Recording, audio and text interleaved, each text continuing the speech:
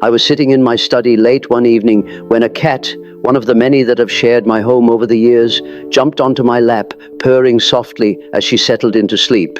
Her warm weight against my chest, the gentle vibration of her contentment, the way she seemed to sense exactly when I needed comfort. In that moment, I couldn't help but wonder, what is this consciousness I'm witnessing? Is there something within this creature that transcends mere biological function? And what happens to that essence when she's gone? These questions have pursued me throughout my life as a psychiatrist and student of the human psyche.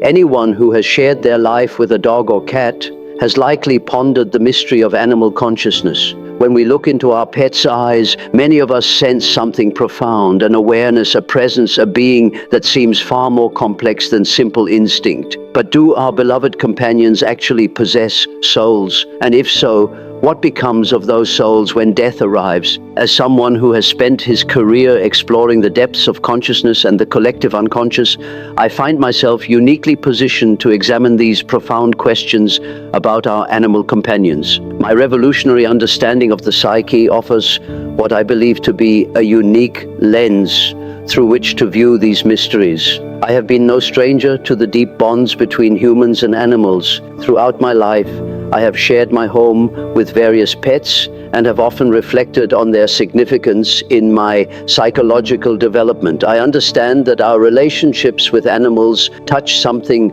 primal and essential within us, something that connects us to layers of consciousness that extend far beyond our rational minds. The question of animal souls has puzzled humanity for millennia. Do our dogs and cats possess that mysterious essence we call a soul? My approach to this question has been characteristically nuanced. Rather than providing simple answers, I invite us to examine what we mean when we speak of soul and how consciousness manifests across different forms of life. In my psychological framework, the soul isn't merely a religious concept, it's a psychological reality. I have distinguished between various levels of consciousness, from the personal conscious mind to the personal unconscious, and ultimately to the collective unconscious that connects all life. This layered understanding of consciousness provides a fascinating backdrop for considering animal awareness. I have observed that animals, particularly domestic ones, seem to participate in human consciousness in ways that wild animals do not.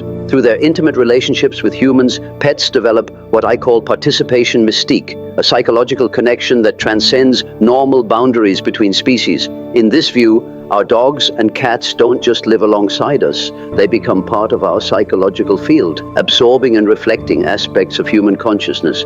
But what does this mean for the question of animal souls? I suggest that consciousness exists on a spectrum rather than as an either-or phenomenon. While animals may not possess the same type of self-reflective consciousness that characterizes human experience, they demonstrate their own forms of awareness, memory, emotional response, and even what appears to be intuitive understanding. I recall my experiences with my own dogs throughout my life, creatures that seem to possess an uncanny ability to sense my emotions, anticipate events, and respond to psychological atmospheres that I myself might not consciously recognize. This suggested to me that animals operate on levels of awareness that complement and sometimes exceed human perception. I have been particularly intrigued by what I term the animal within us, the instinctual, non-rational aspects of human nature that connect us to our biological heritage. I believe that our relationships with animals serve as bridges between our civilized consciousness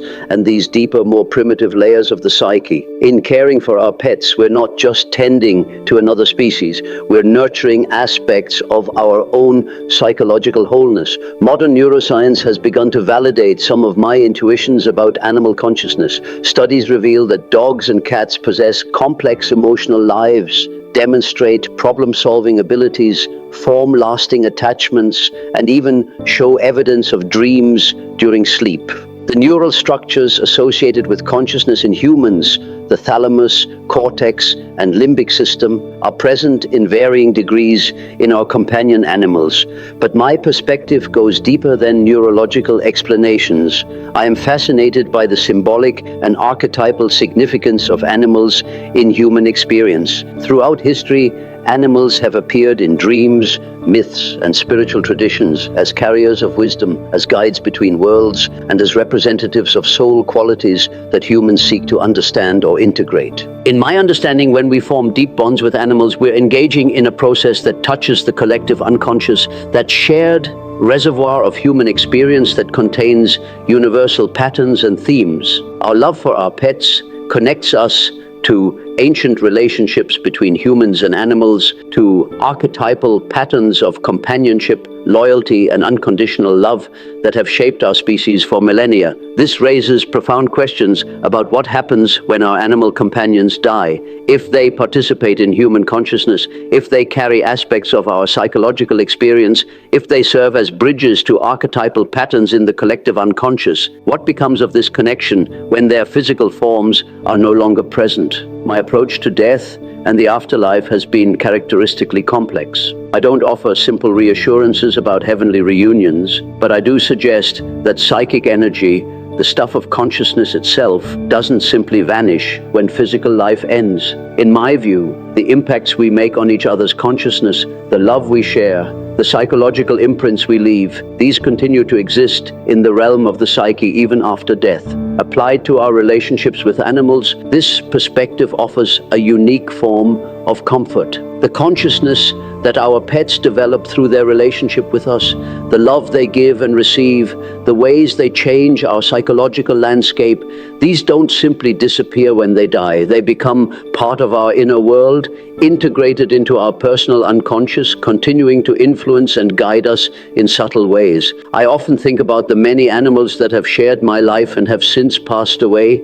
Even now, I sometimes sense their presence in quiet moments, not as ghosts or supernatural visitations, but as psychological realities. The loyalty, joy, and unconditional acceptance they embodied have become part of who I am. In my terms, they continue to exist as inner figures, psychological complexes that carry forward the essence of our relationships. This doesn't mean that I view animal consciousness as merely a projection of human psychology. I recognize that animals possess their own authentic forms of awareness, their own ways of experiencing the world that may be quite different from human experience. But I also understand that through relationship, consciousness can transcend individual boundaries and create shared psychological realities. The question of whether dogs and cats have souls ultimately depends on how we define soul. If we mean a capacity for awareness, emotional response, memory, and relationship, then the evidence seems compelling. If we mean participation in larger patterns of consciousness that connect all life, I would answer yes. If we mean the potential for some form of psychological continuity beyond physical death, my framework suggests intriguing possibilities. What I offer isn't certainty, but a way of understanding that honors both the reality of animal consciousness and the significance of our bonds with our pets. I teach us to look beyond simple either-or questions and to embrace the mystery and complexity of consciousness itself. As I reflect on my years of study and the many animals that have enriched my life, I find comfort in this perspective.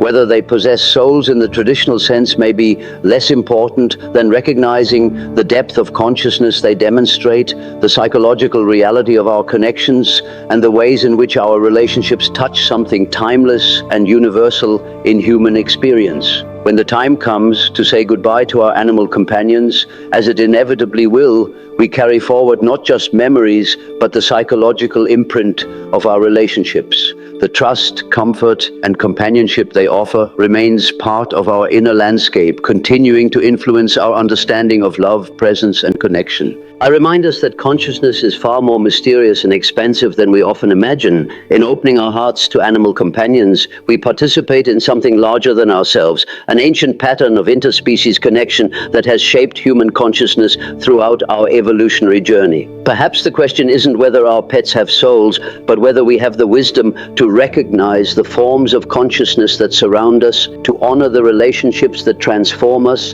and to remain open to the mystery of awareness itself. itself in all its manifestations. The bonds we share with our animal companions may be among the purest expressions of love available to us. In my understanding, such love doesn't simply vanish, it becomes part of the eternal fabric of consciousness itself, connecting us across the boundaries of species and even death. Do dogs and cats have souls? I would answer, look deeper, feel more fully, and discover the truth that lives in the space between human and animal consciousness, a truth that speaks to the interconnected nature of all aware beings.